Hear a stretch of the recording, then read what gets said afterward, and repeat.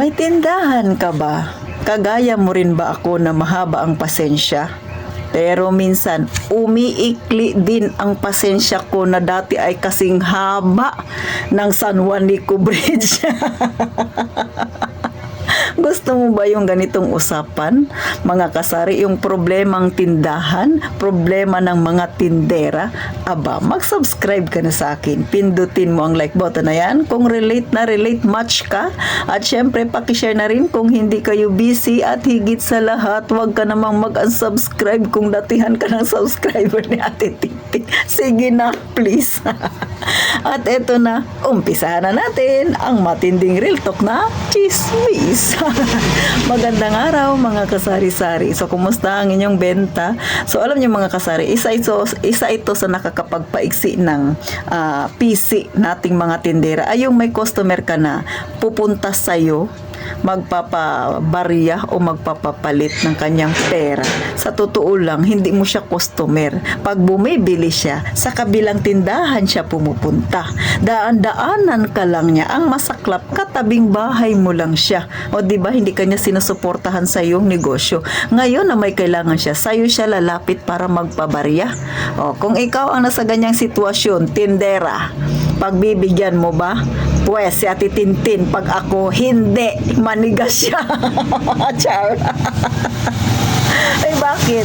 Ay, syempre mga kasari, no? Pag nagnenegosyo ka, hindi naman kasi tayo mayaman para mag-ipon ng maraming pera. So, yung aking pera dito ay para lang sa aking customer, para lang sa bumibili sa akin. So, hindi naman siya nabili sa akin. Ibig sabihin, hindi yun para sa kanya ang natitira kong pera na ipambarya. O, ang masaklap pa minsan pala desisyon din tong mga customer na to, di ba? Hindi na nga siya sa'yo bumibili. Ang lakas pa ng loob niyang magpabarya sa'yo. Tapos sasabihan ka pa niya, iiwan ko lang muna sis itong 1,000, pahiram mo na ako ng 100. Balimba, maya ko na lang babalikan yung 900 ko sa'yo. So, ang nangyari, kung pinayagan mo yan, ikaw patuloy ang nagka-problema. Maghahagilap ka ngayon ng ipanunukli sa kanya sa natira. Kaya si Ate Tintin, big no yan sa akin mga kasari. Hindi siya sumusuporta sa akin, hindi siya bumibili sa akin, ay di wag din siya sa akin magpabarya. Doon siya dapat pumunta sa tindahang lagi niyang binibilhan. O, para quits kami. Pero syempre, opinion ko lang ito mga kasari. Alam ko na experience din ito ng ibang mga kasari natin dyan. Pero nasa sa inyo pa rin yan kung ano ang inyong desisyon sa mga ganyang klaseng customer na pala desisyon sa ating tindahan. Next, ano pa yung ginagawa nila? Ito yung mga customer na hindi rin sa atin bumibili. Sa kabilang tindahan sila bumibili. Tapos pag pumunta sila doon, wala yung kanilang item na bibilhin doon, pupunta sa'yo. Ngayon, pagdating sa'yo, sasabihin nila magkano ang ganitong presyo. Pag sinabi mo, eto na, comparison na kaagad. Ay, bakit doon sa binibilhan ko, eto lang ang presyo, bakit sa'yo mahal? O, ano ang sagot mo kung ikaw ang tindera na yon na kanyang kausap? Aba, syempre, sasagutin ko siya ng ganito. Ay, hindi naman po kasi ako pwedeng pumunta doon sa kabilang tindahan at tanungin ang kanyang presyo para parehas kami. Kung ayaw ninyo sa presyo ko, malaya po kayong bumili sa kabilang tindahan. Char lang. Siyempre, respect pa rin natin yung customer kahit na ganito na lang talaga yung PC mo mga kasari. Siyempre kasi customer pa rin yan. Sayang pa rin yan kung bibili siya sa atin. Pero ako kahit na ganun mga kasari, nire-real talk ko pa rin sila. Sinasabi ko sa kanila na baka po magkaiba kami ng binilhan. Mas mura yung kanyang binilhan. Kasi yung aking binilhan ay ganito naman yung presyo. Alangan naman hindi rin po ako kikita. Oh, ganun ang sinasabi ko sa customer. Pangalawa, may pangalawa pa si Ate Tintin. Hindi pwedeng magpaisa tayong mga tindera. Sasabihin ko sa kanya, hindi naman po ako pwedeng pumunta doon sa kabilang tindahan at alamin ang kanilang presyo para parehas kami.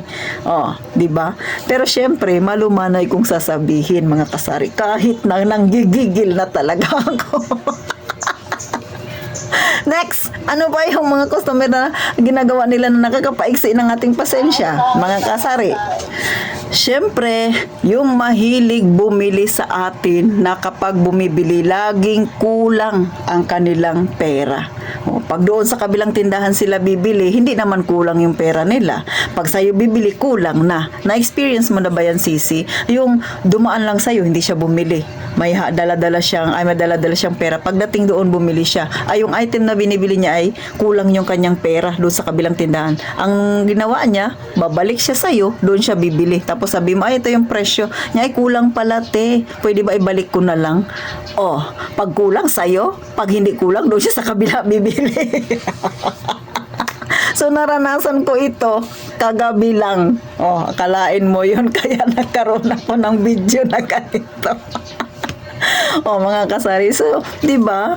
Parang iniisip nila sa atin, ano ba tayo, ha? Pagka kulang-kulang yung pera nila, dito sila sa atin dahil papayagan mo sila. Ay, pues sa akin hindi, mga kasari. Kasi makakasanayan kanila. O anong tingin nila sa akin? Uto-uto para madali nilang ipasok sa bulsa nila. Pag kulang yung kanilang pera dito sa akin, pag hindi dun sa kabila, ano yon, ha? Hindi maganda yun pagka pinayagan mo yan kasi makakasanayan kanila. Isa pa, ako pinaninindigan ko talaga, mga kasari, ay, doon ka na galing, ba't hindi ka pa bumili? Oh, sinagot niya, kulang kasi ang pera ko. So, pag kulang, dito ka sa akin bibili.